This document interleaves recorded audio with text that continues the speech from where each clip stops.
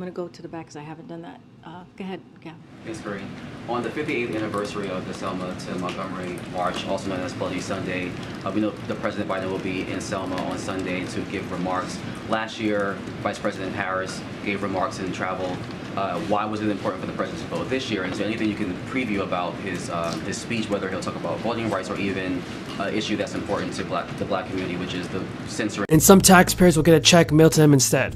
The refund is separate from any money Indiana residents may have received after filing their individual state income tax return. Folks, it is finally happening. President Biden is ready for more stimulus checks to be sent out, and I definitely agree that he could do a better job in helping out the American people with more stimulus payments. If you think that President Biden should send out more stimulus checks this year in 2022, tell me in the comments. Some of the 330,000 Massachusetts residents should expect to receive $500 payments in June. The administration announced that the second round of the Crisis Essential Premium Pay Program is about to begin. The amounts to $165 million, funded through federal crisis relief dollars. Checks will be mailed automatically to eligible Massachusetts residents. In the first round of the program in March, distributed $500 checks to about 480,000 people. Officials said that people who received those payments are not eligible for this latest stimulus funding. Also not eligible are those who received unemployment benefits in 2021 or a crisis relief linked payment from the Massachusetts state government as their employer. The Baker administration will gauge eligibility for the program's second based on 2021 tax returns. The criteria encompasses individuals who earned at least $13,500. And according to state officials, that equates to a maximum income threshold for a single filer of $38,000. The maximum threshold is $52,000 for a household of two. Now, the program's website states that payments are not subject to state income tax, but they may be to federal income tax. There are also about 300,000 lower and middle income families in Connecticut stated to receive $250 per child tax rebate this summer. The rebates are part of the $663 million in tax relief included in a state budget that the governor recently signed into law and is touting as part of his re-election campaign.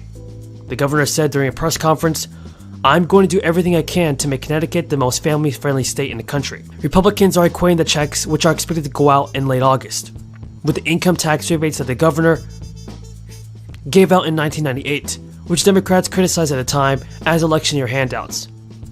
In recent years, Democrats led by representatives have tried to establish a new child tax credit in Connecticut, but the effort has so far failed. Connecticut is among nearly 3 dozen states that are seizing on flush budget coffers to provide tax relief to their residents, to ease the burden of record high inflation. Republicans have said that the relief doesn't go far enough, while Democrats are pointing to federal rules that limit the amount of tax cuts that states, which use the crisis relief money to balance their budgets, can provide. The U.S. economy is far better shape than it was at the onset of the crisis 2 years ago. GDP growth is up significantly, and many workers, especially lower earners, have seen a boost in wages, though the effect of this has been tempered by recent inflation.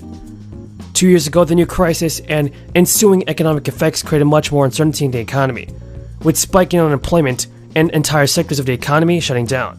In response, the federal government stepped in with unprecedented levels of financial relief to U.S. households and the economy, and that was in 3 major stimulus packages.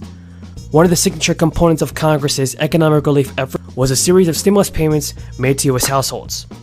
U.S. Census survey data from July 2020 said the payments were significant. Now, payments are starting to get sent out this week to many low. We have a ton of views about the fourth stimulus check, Social Security benefits, SSI and SSDI.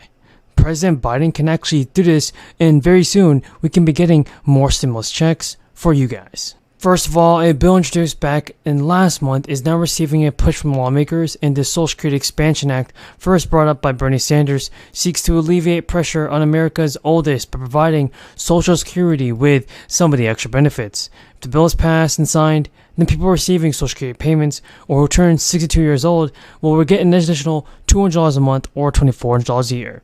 Senator Sanders said in a statement, "At a time when nearly half of older Americans have no retirement savings and almost 50% of our nation's seniors are trying to survive on an income of less than $25,000 a year, our job is not to cut Social Security, and it is likely the bill will be opposed by Republicans that control the House of Representatives. Without their crucial support, the bill would not be able to be passed at the present, and Republicans have said that they would not cut Social Security, though not everyone believes it. The support offered by the programs is crucial for millions of Americans to live, and according to this press release from the Senator Sanders, nearly 40% of seniors on Social Security rely on it for a majority of their income, and 1 in 7 rely on it for more than 90% of their income. Nearly half of Americans ages 55 and older have no retirement savings at all, and one of the biggest issues is how the plan will be funded. Worries persist that without the further funding, that by 2035, Social Security will no longer be able to claim their full benefit.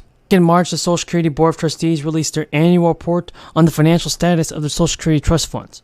According to the report, cash for the Social Security program will run out in 2025, and that's just in a couple years' time. If more funds are not directed to the program, there will be big problems.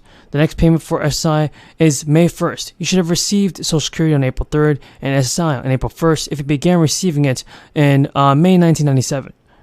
Now, inflation's grips on businesses is actually loosened greatly in March, and you should have received Social Security, everybody, many times. But now, folks, the U.S. government said plunging energy prices pulled the producer price index down 0.5% in March from February. It marks the biggest decrease in producer prices in 3 years and follows the reports showing easing inflation on broader consumer prices. Producer prices, also known as wholesale costs, track prices in the production process before they reach the consumer. As a result, the producer price index can nearly provide early insight of where inflation is headed. And lower prices paid by businesses on materials and other items means they are less likely to raise prices in the months ahead. Plus, businesses have spent much of 2022 raising prices on everything from food to clothing to restaurant meals and to even offset higher costs. In many cases, companies register profit growth because of the price increases. Consumers, meanwhile, have become more cautious and even cut spending, much more than anticipated by economists. On the offensive, I have high hopes in the coming days or weeks they will liberate part of their territory occupied by Russia.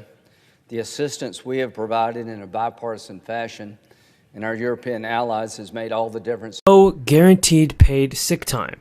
So that's not cool, and that's not right, and it's definitely not good, and it's definitely not what we want to hear from Joe Biden.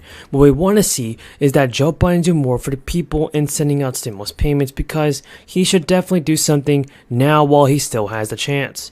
Because as the U.S. enters a recession this year, everybody, we have important news for Social Security, SSI, SSDI, and even SSA.